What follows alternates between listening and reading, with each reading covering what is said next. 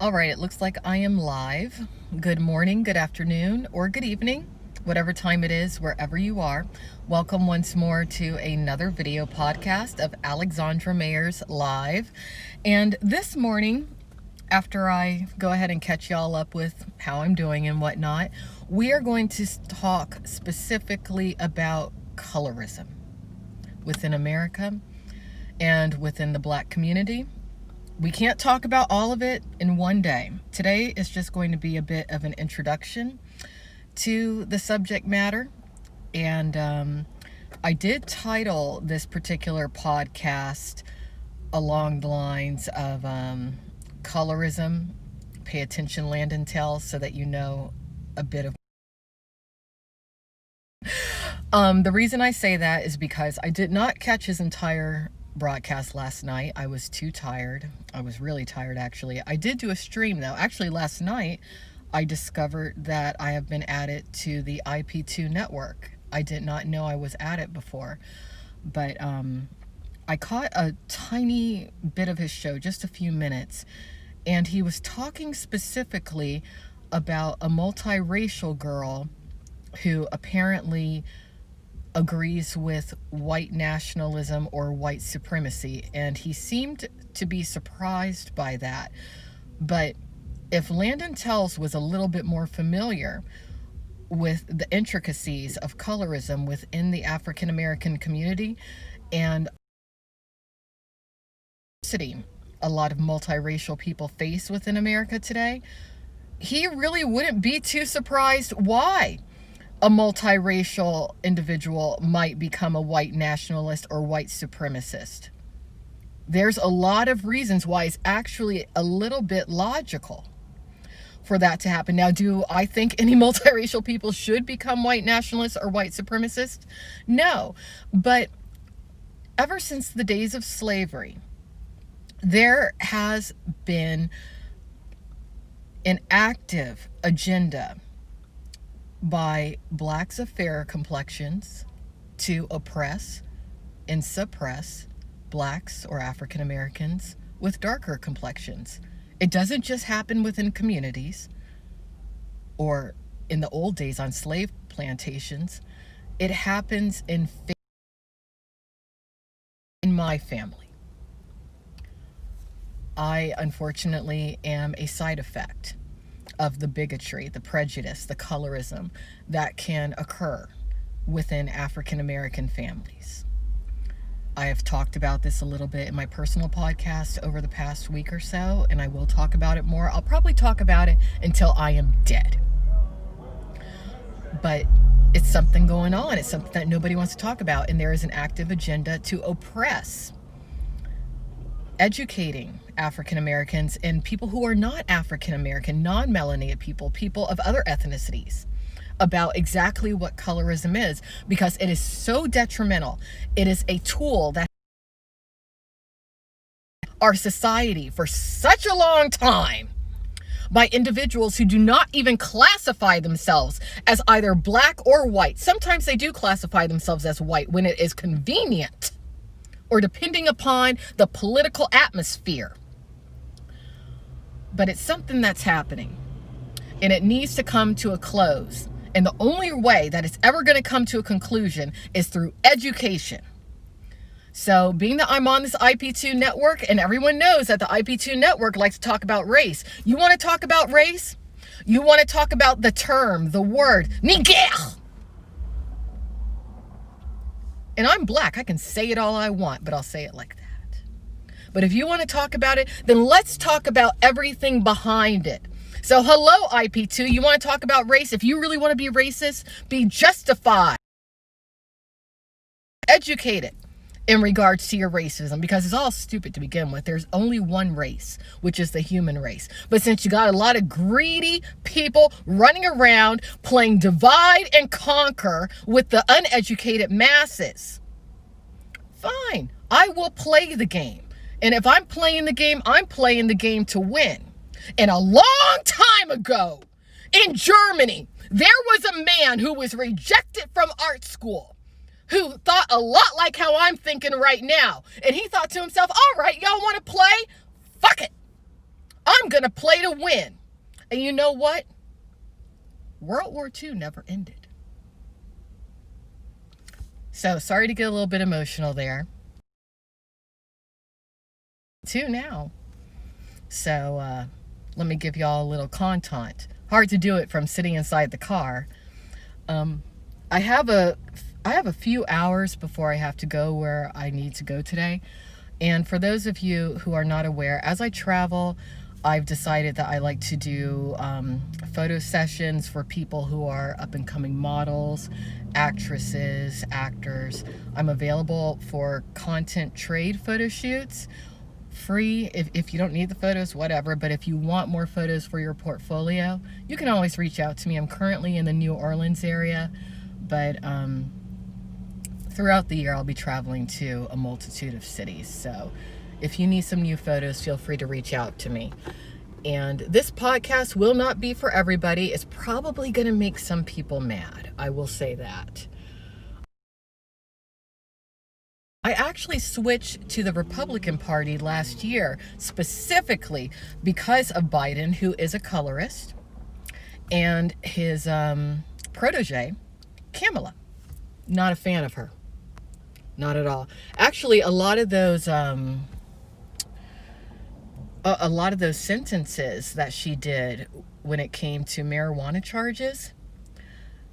Do you realize that making marijuana illegal, cannabis illegal, is a tool to promote colorism? It definitely is. Look at the states that are currently making marijuana legal versus the states that are making marijuana. The states that still have it illegal, they have unjustly arrested quite a few dark complexioned African Americans who were illegally selling marijuana, and they don't want to let them go. Why? Because they want to continue to perpetuate colorism. One of the few, I don't know if you want to call her an entertainer or a celebrity, Kim Kardashian, one of the few people in America who is addressing colorism, along with her husband, Kanye, in tandem with Trump, is Kim Kardashian. Her prison reform that she wanted to do, and Trump's prison reform is really his, that is to help abolish colorism. Nobody wants to talk about it. And why does nobody want to talk? Colorism, it brings people more so together, and is more difficult to create a society that's divided due to the most mundane of things. And a society that's not divided is a society that's very difficult to control. It just is. So now I'm going to look at the chat. Then we are going to get into our introduction to colorism. I made a few notes in regards to what I want to talk about today. But we're going to begin by talking about the woman who really founded the term colorism, a woman known as Alice Walker. Alice Walker is the writer of the acclaimed book, which later was turned into a movie called The Color Purple. Too long ago, she was highly criticized for complimenting and supporting another author and speaker known as David Icke, who some people claim is anti-Semitic. And actually, in actuality, he's not. He just knows how the world works. But they were trying to say Alice Walker was anti-Semitic because she supported David Icke. And that was an effort to try to discredit and diminish all of her work, and especially her awareness to what colorism really is. So we're going to talk about Alice Walker today. We're going to go over exactly what colorism is according to her. And we're also going to talk about how colorism is directly linked to integration, narcissism, and specifically the Democrats. All right, we're going to go ahead and look at the chat now. All right, we got some meanies in here, and that's okay. And yes, I do have an OnlyFans.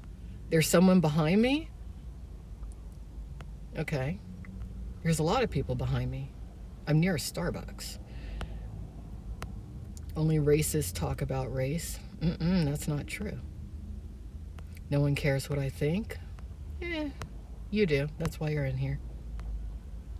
Talk about how no one cares about joggers. You know what? That kind of talk is what got, what's his name? Nikolai Santoro in trouble. The Las Vegas police do have copies of quite a few of his. All right, let's go ahead and start with Alice Walker. First, actually, I'm going to tweet today's podcast or stream, whatever you want to call it.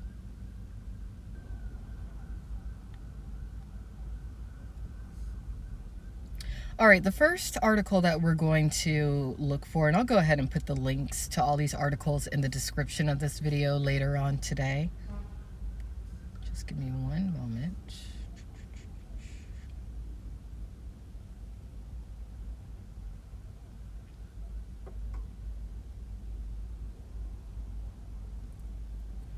I'll probably edit this and repost it on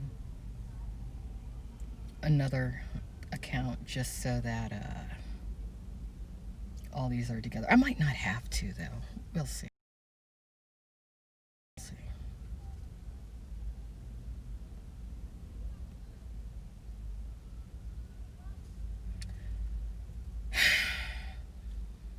It's time to get rid of this other phone. It's so slow.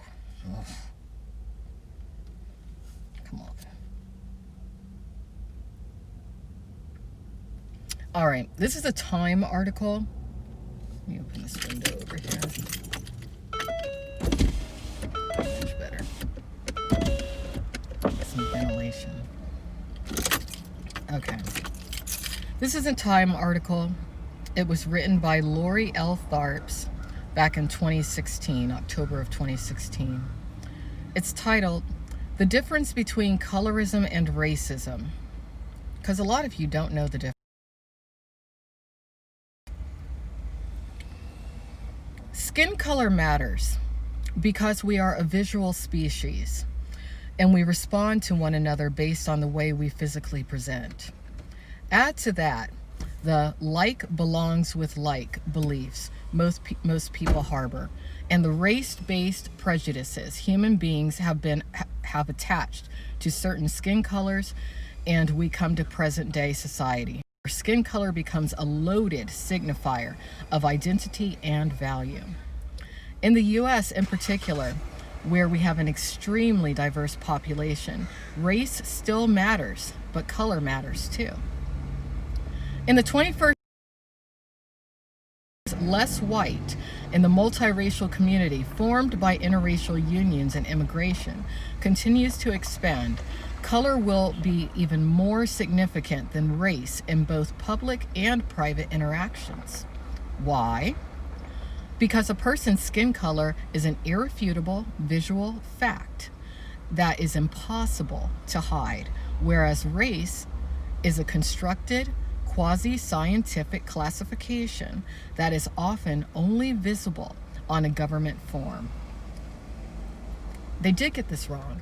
In regards to skin color being impossible to hide, you can hide it. You can. Michael Jackson, he did it. There's a young man known as Nuka Zeus. He's been dosing himself with. He went from white to black. Is it permanent though? No. But he's doing it. So you can hide it, but you have to go to extreme measures to hide it. Extreme measures.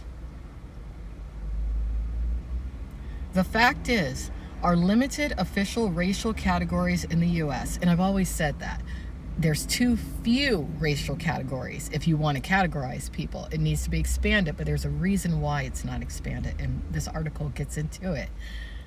Black, white, American, Indian, Asian, and Native Hawaiian are already straining under the weight of our multi-hued, ethnically diverse, phenotypically ambiguous population.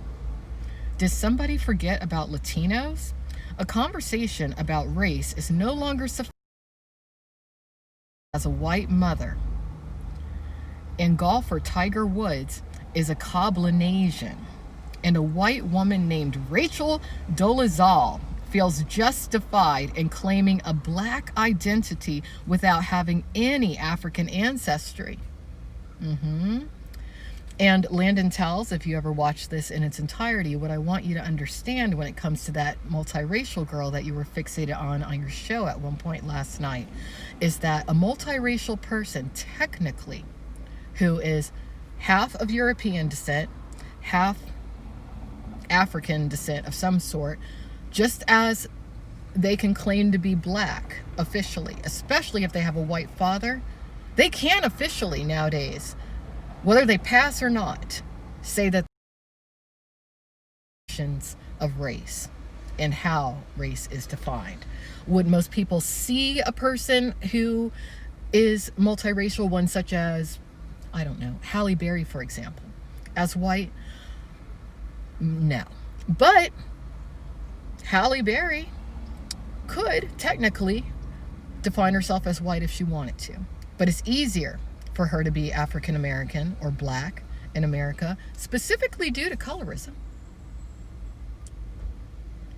Definitely. The discussion has to get more nuanced, and categories beyond black and white must be introduced. If you want to keep talking about racial categories, if you want to eradicate racial categories, you don't have to create more categories. But there's a lot of power in racism, and I'm talking monetary power. In the meantime, skin color will continue to serve as the most obvious criterion in determining how a person will be evaluated and judged. In this country, because of deeply entrenched racism, we already know that dark skin is demonized and light skin wins the prize. And a lot of you witnessed that specifically on this IP2 network when it's come to some bullying that I've endured from a person with a criminal history, yet who is definably white on the network, who has made multiple false claims about me. But people keep siding with him very readily. And you want to know why? Because I'm the villain. Look at me. I'm dark and I'm scary. It's very easy to villainize me. So, if you want to continue, you can. I don't care anymore. And that occurs precisely because this country was built on principles of racism. It cannot be overstated that if racism didn't exist, a discussion about varying skin hues would simply be a conversation about aesthetics. Maybe, maybe not. Within Caucasians or individuals of European descent, colorism does exist as well. The term dumb blonde, for example, blondes do tend to receive preferential treatment, especially if they are in white world. That has started to change. Megan Fox, Angelina Jolie, they've gone very far. It's not talked about, but it does exist, and there's an example of it actually in the anti-porn activist book, The Truth Behind the Fantasy of Porn, The Greatest Illusion on Earth, a book by Shelley Lubin, who has passed away. I think Alice Walker has passed away too. Everyone who's talking about colorism is dying. You see that? You see that? And I am not convinced that someone known as Ari Scott Bass, aka Michael Whiteacre, didn't have something to do with Shelley Lubin's death. To get ahead in life, Ari Bass claims to be white. Is he really? Depends on who you're talking to. But he does hail from a culture that actually is behind all of colorism within America. A culture that enabled and was behind a lot of slavery. And we're going to talk about that today too. Of course, I'll be called anti-Semitic for getting into it, but I don't care. The privileging of light skin over dark skin is at the root of an known as colorism. The funny thing is, the word colorism doesn't even exist. And that's because there is an agenda to oppress this. Not officially does it exist. It autocorrects on one's computer screen. It does not appear in the dictionary. Still, the author and activist Alice Walker is the person most credited with first using the word colorism out loud and in print in an essay that appeared in her 1983 book, In Search of Our Mother's Gardens. We'll get into that tomorrow. Walker defined colorism as, quote, prejudicial or preferential treatment of same-race people based solely on their skin color. Light skin preference had been common practice in the black community for generations, but Walker gave it a name and marked it as an evil in order for African Americans to progress as a people. But black Americans are not the only people obsessed with how light or dark a person's skin is. Colorism is a societal ill felt in many places all around the world, including Latin America, East and Southeast Asia, the Caribbean, and Africa. Here in the U.S., because we are such a diverse population with citizens hailing from all corners of the earth, our brand of colorism is both homegrown and imported. And make no mistake, white Americans are just as colorist as their brown brothers and sisters. Shankar Vedantam is the author of the book, The Hidden Brain: How Our Unconscious Minds Elect Presidents, Control Markets, Wage Wars, and Save Our Lives. A science reporter for the Washington Post, Vedantam's research touched on skin color and how even the most liberal-minded progressive thinkers still display a bias toward light skin. He told the New York Times in 2010, dozens of research studies have shown that skin tone and other racial features play powerful roles in who gets ahead and who does not. These factors regularly determine who gets hired, who gets convicted, and who gets elected. It has been repeatedly proven that skin tone plays a role in who gets ahead and who does not. Despite the fact that the word colorism doesn't exist, researchers and scholars are now systematically tracking its existence. A 2006 University of Georgia study found that employers of any race prefer light-skinned black men to dark-skinned black men, regardless of their qualifications. Sociologist Margaret Hunter writes in her book, Race, Gender, and the Politics of Skin Tone, that Mexican Americans with light skin earn more money, complete more years of education, live in more integrated neighborhoods, and have better mental health than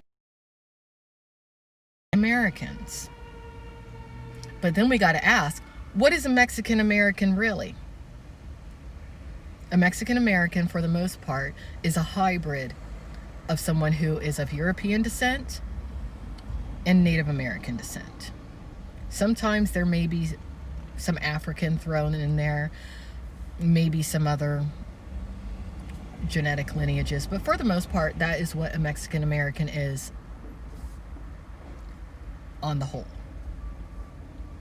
In 2013, researchers Lance Hannon, Robert DeFina, and Sarah Bruch found that black female students with dark skin were 3 times more likely to be suspended at school than their light-skinned African American counterparts. Suffice it to say, opportunity for success in this country will be impacted by the color of one's skin, sometimes irrespective of one's racial background. Even darker-hued white people have different experiences than their lighter-hued Caucasian counterparts when it comes to access and resources. Colorism is so deeply ingrained in the fabric of this nation that we are all implicated and affected by its presence. And the sad thing is, for many people, the lessons of color bias begin in the home. And especially for African Americans, within their own damn family, which was the case for me. So I'm not going to read the entire article. If you want to read this for yourself, I will go ahead and put this link in the description later today at some point. But now we're going to go to another article after I look at the chat, titled Colorism in America. In American society, are lighter-skinned blacks better off? This is from the LA Times, and this was written in 1988. But it's very relevant today. So let me go ahead and look at the chat very quickly.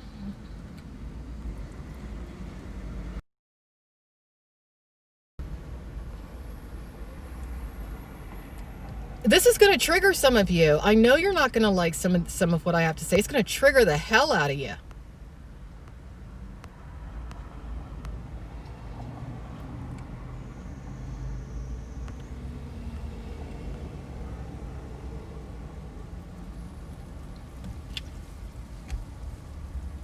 All right. Are they better off? All right, now again, this was written in 1988, and we're not going to get into the whole thing, but we'll get into some of it. And hi, sincerely, thanks for being sweet. Between the hard-driving beat of a rap record and the sugared sensuality of a rhythm and blues tune, listeners to K-Day AM's Love Connection hear associated weekday mornings. Quote, "It's the skin game," end quote, laments disc jockey Russ Parr as he screens calls from the station's audience of mostly black adults ages 18 to 25, detailing the physical features of their ideal date. Pay close attention to this. Quote, "Why don't you describe yourself to the ladies out there?" End quote, Parr asks a caller named Eric. "I'm brown-skinned," the 19-year-old says.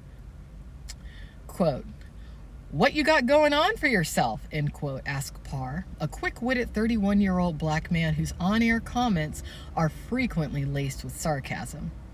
Quote, "Everything," Eric responds. "I have brown skin, curl hairstyle," a jerry curl. Quote, "What's your name?" Parr asked another caller. Quote, "Iceman," he says. "I'm 5'9". I'm light-skinned. I've got green eyes. I got a long curl." Are his eyes really green? Parr asked. I can't even say the word. I'm not going to say it. Yeah. "Those aren't Oprah Winfrey contact specials." "Oh, no, buddy. I was born with these," the Iceman says. Parr takes another caller, then announces, "Okay, ladies, if this sounds like your cup of tea, Russ, give Russ Parr a call." He constantly tells the audience, "Your skin complexion is irrelevant. We have had debates on this whole issue." Prompted, he says, by Spike Lee's recent film School Days, which satires color and class conflict among blacks. But it has been to little avail, the disc jockey says. In Lee's controversial, if you haven't seen School Days and you really want to understand what's going on in the African American community when it comes to colorism, watch that movie. In Lee's controversial film, blacks are divided between the wannabes, mostly light-skinned, middle-class blacks with long, straight hair who want to totally assimilate, and the, quote, jigaboos, darker-skinned blacks who generally come from working class or underclass and want to maintain their black cultural identity. The film released this year is unusual in that it exposes an issue many blacks thought long dead. No, it's alive and well, and with Kamala Harris and Biden coming into power, it's going to get worse. It's going to get far worse. Whites may be surprised to find that it is an issue at all. Well aware of the discrimination blacks Many whites have never considered the possibility that at least some blacks have the attitude that it is better to marry and associate with those who have lighter skin, straighter hair, sharper features, the attributes the larger society values. This dilemma, long thought moot, has generated new provocative research, from the cataloging of 140 labels that African Americans use to distinguish gradations of skin color among themselves, to a recent study that found that social and economic gap between light and dark-skinned blacks is as great as the disparity in quality of life between whites and blacks in America as a whole. The issue of colorism, defined by writer Alice Walker in 1982, defines colorism as prejudicial or preferential treatment of same-race people based solely on their color, is a conundrum whose roots are as deep as the blues-based music played on K-Day. So I'll leave it right there. But integration, the damn integration that came about in the late 1950s, went into the 1960s, is what helped to condone, enable, and perpetuate colorism in America. Colorism in America today would not be nearly as bad as it is if that integration system had not been forced upon Americans. If somebody has a like mind and they want to network with another like mind, it's just going to happen. If people want to work together, it's just going to happen. But when you force people to work with one another, especially when someone in a group you're forcing upon another group isn't even qualified to be working with whoever it is that you want them to work with, there's going to be resentment because there's going to be somebody else that you're taking a job away from. You're given preferential treatment. That garners resentment, which in turn translates into the racism that we are talking about here today. So I will put that link in the chat also, because I think that would be an interesting article for a lot of you to read. But now let's go to the next article that I wanted to cover. All right, and that one. All right, I'll read a part of this. This is from The Guardian. It was written in 2019, so this one's not so long ago. But it's titled, "Why Black People Discriminate Among Ourselves: The Toxic Legacy of Colorism." You cannot separate the often painful stereotypes of colorism from misogyny and the sexual exploitation inherent in American slavery. To combat it, we need to speak about it. I agree. This is written by someone named Caitlin Greenidge. Let's see, I don't want to read the whole thing.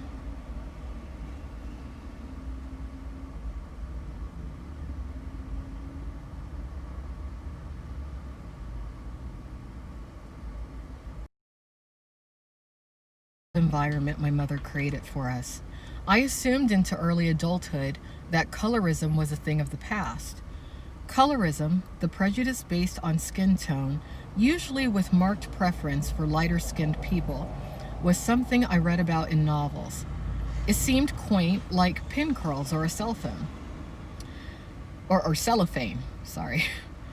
There was a slight troubling when I would watch TV shows such as Martin, or movies like Coming to America, and the love interest was always light, and the girls my color were shrews, too fast, too forward, too sarcastic to be loved. But at least these were movies with people who looked like me, and it hurt less to ignore my misgivings and just enjoy seeing a woman like myself on the screen, even if she was only there for the protagonist to screw this face up at in disgust. Interesting paragraph, because there's no greater colorist industry, no more of a colorist industry anywhere on earth than mainstream Hollywood and the adult entertainment industry, which in actuality are one and the same. It's all the same thing, same people too. But that is who has an agenda to push colorism. And really think about who controls the mainstream entertainment industry and the adult entertainment industry. Really think about that. And we're about to get into it. For reassurance that these scenarios were just fiction, all I had to do was look at my grandparents' marriage. My grandmother, grandfather who adored her, much lighter. It is a sad and sobering fact to realize that color, how dark or how light you are perceived as being by a prospective partner, who most likely is someone of your own race, sometimes determines who in our communities is deemed as deserving of romance. The question of desirability, of who we believe is worthy of love, is what led me to read more about colorism. In the last 2 years, I've been researching a novel about a young black woman living in the 1870s New York and construction. As I imagined her life, I realized how much color would play into her experience. She is the dark-skinned daughter of a light enough to pass as white black woman, and the family's background ensures her a place in the emerging black middle class, but her complexion keeps her from ever feeling truly welcome there. That's about how I feel when it comes to my family. I don't look like most of my family. A lot of my family you would not know right away is black. I went deeper into my colorism research, and what I found let me know that colorism is still alive and well. I started with the marriage market and found out dark-skinned women than lighter-skinned women, but colorism shows up in even starker ways. The difference in pay rates between darker-skinned and lighter-skinned men mirrors the difference in pay between whites and blacks. If you want to, I'll continue. Darker-skinned women are given longer prison sentences than their light-skinned counterparts. And this discrimination starts young. If you are a dark-skinned girl, you are 3 times more likely to be suspended from school than your light-skinned peers. Even more insidious, colorism even affects how we are remembered. Lighter-skinned black people are perceived to be more educated. Black people, regardless of their actual skin color, are remembered by job interviewers as having lighter skin.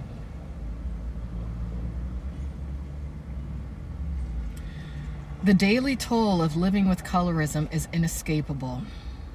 Darker-skinned people report higher experiences of microaggressions. Heavier-set, dark-skinned men report the highest levels of microaggressions. All of this affects our mental health and well-being. Darker-skinned black women report more physiological deterioration and self-report worse health than lighter women. Taking all of this into account, I cannot help to think how the weight of history comes to bear on our daily living today. So that's a good article. I will link that up. I'm going to look at the chat, and then we're going to get into some Alice Walker material and how some people really tried to tarnish her reputation and completely diminish her work by claiming that she's anti-Semitic when she wasn't. She just wasn't. It's just that there is a cover-up in regards to who exactly is behind perpetuating colorism in America. Because when I start talking about who's behind it, I run the risk of being silenced because of who is behind it. All right, let's keep going.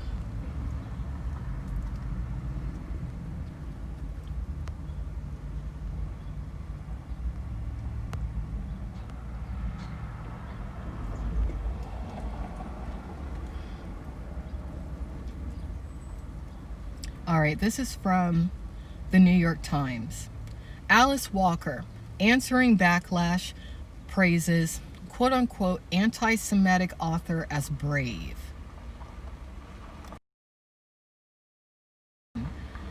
And let me see what...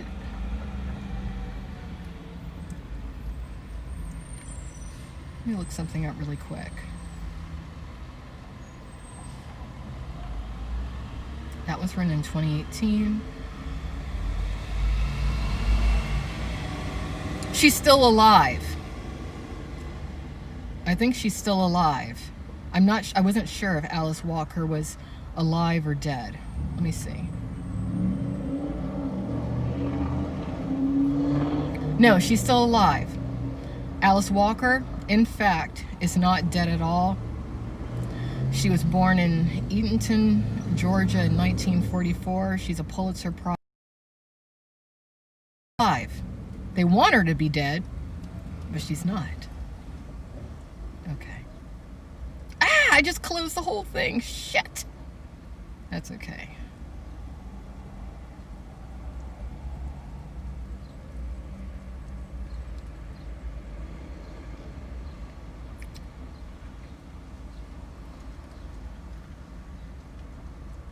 Here it is. She's alive. All right, again, this is written... Oh, the person who wrote this, her name was Alexandra. Alexandra Alter? That sounds like a pen name. Doesn't sound like a real name, does it? This is from 2018. Spread outrage over her praise for a book with anti-Jewish overtones. The novelist, Alice Walker, called its author, quote, brave enough to ask the questions others fear to ask, end quote.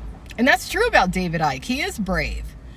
He does ask some questions not many at least, people dare to ask.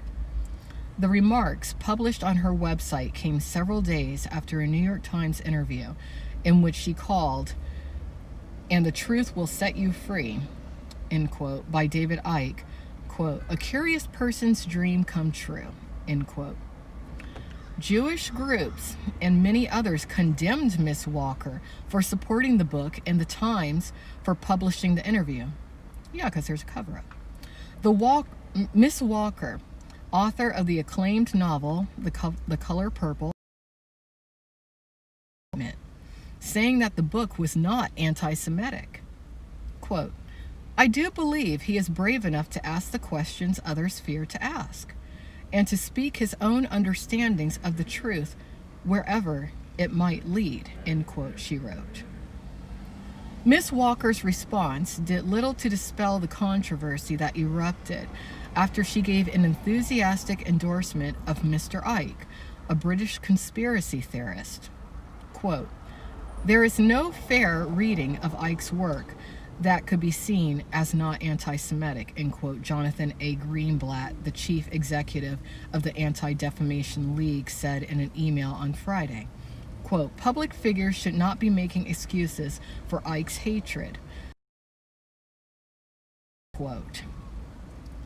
In the book, Mr. Icke draws on ideas from the anti-Semitic pamphlet, quote, The Protocols of the Elders of Zion, end quote, argues that Holocaust denial should be taught in schools and that Jews are responsible for organizing anti-Semitic attacks, and calls the Talmud a racist document.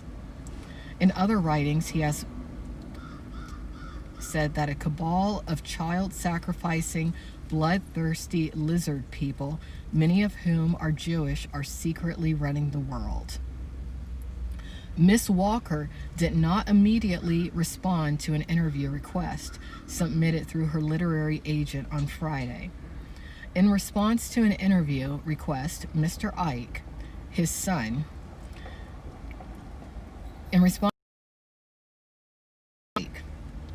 his son sent a link to a recording of a statement this week in which Mr. Icke denied being an anti-Semite and argued that the criticism amounted to, quote, propaganda against me designed to discredit me and what I'm writing, end quote.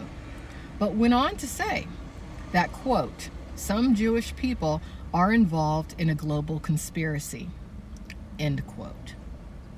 If you want to read this for yourself, you can always visit the New York Times. Again, this is titled, Alice Walker Answering Backlash Praises Anti-Semitic Author as Brave.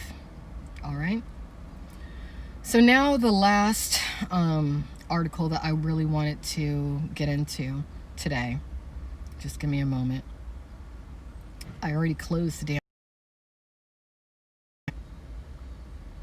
Here it is. This is an article from The Atlantic.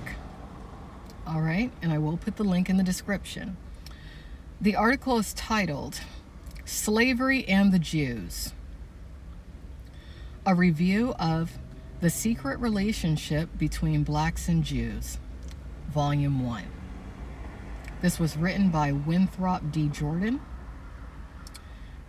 in September of 1995. Oh, I said I was going to look at the chat, didn't I? Well, y'all can just talk amongst yourself today, but I will review the chat later on, okay? Almost as the secret relationship generated by, let's start over. Almost as soon as it appeared in 1991, the secret relationship generated a controversy that centered more on its intentions than its scholarship. The noise level was heightened in 1993 by the turmoil that swirled around Professor Tony Martin of Wellesley College, a tenured professor in Wellesley's Department of Africana Studies.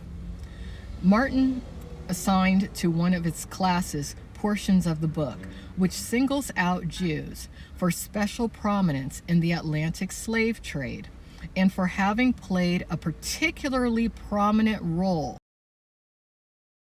of Africans in the Americas. He was accused of anti-Semitism and wrote a brief book to refute the charges. The title of Martin's book, The Jewish Onslaught, Dispatches from the Wellesley Battlefront, gave a clear preview of his opinions. It was a mixture of discussion, factual refutation, and angry recrimination. This last predominated, with paragraphs that opened using languages like, to the Jews and their favorite Negroes who have insisted on attacking me, I say, and he goes on, his views on the secret relationship's use of historical materials amounted to a barrage of enthusiastic endorsements. Ironically, Martin's assertion that, quote, Jews were very European society as far as the trade in African human beings was concerned, end quote, was very close to what many Jewish scholars had claimed some 30 years before. So the Jewish people were saying it themselves. And nowadays in America, the fact is, a lot of Jewish people are white when it's convenient, but then they don't define themselves as white when they want to color. So which is it? And why don't you want to talk about the origins of American slavery? Because if it weren't for the American slave system and the individuals who were behind it, colorism wouldn't be what it is today. It just wouldn't be. So if you're going to do something, take accountability for it and responsibility. And if you can't, maybe you shouldn't be. In order to assess such a claim, one must resort to details. Martin's purported actuality is wrong on its face if applied to the, quote, white population of the United States, quote, as a whole, end quote, because in 1830, only a handful of white Northerners still owned slaves. Jews were concentrated in the North,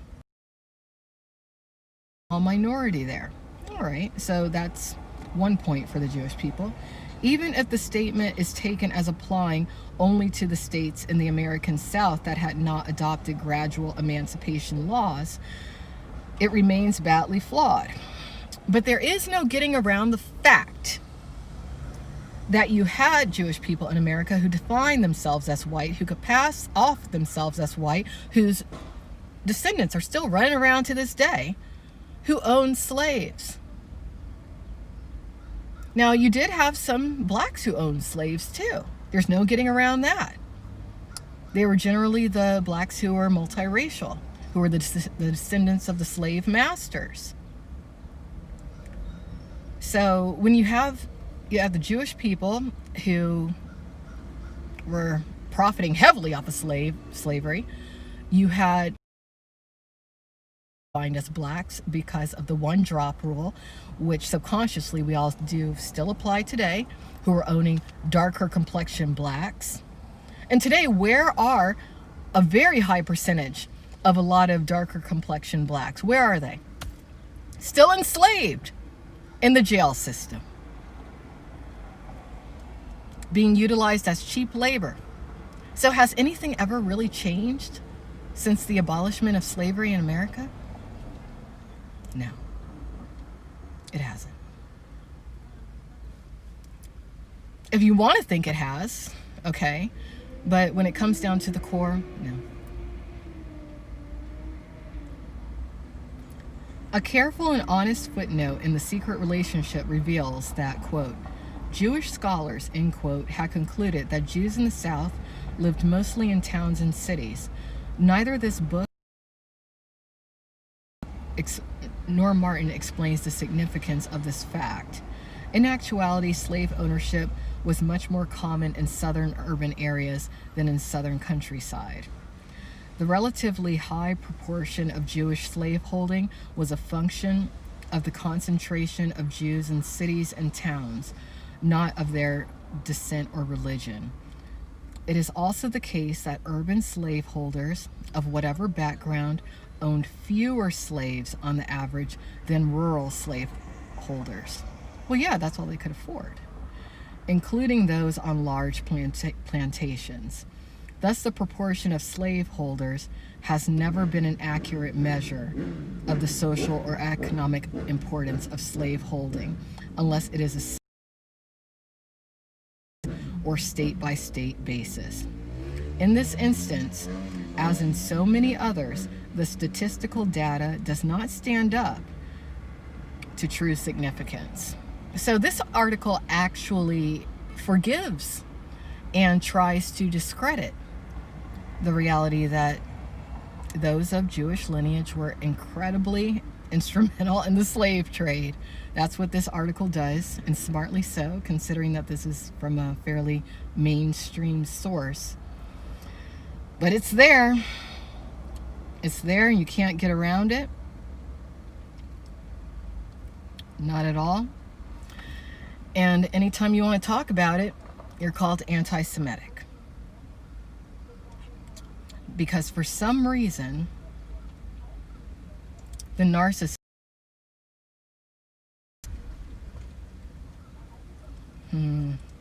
I won't say it.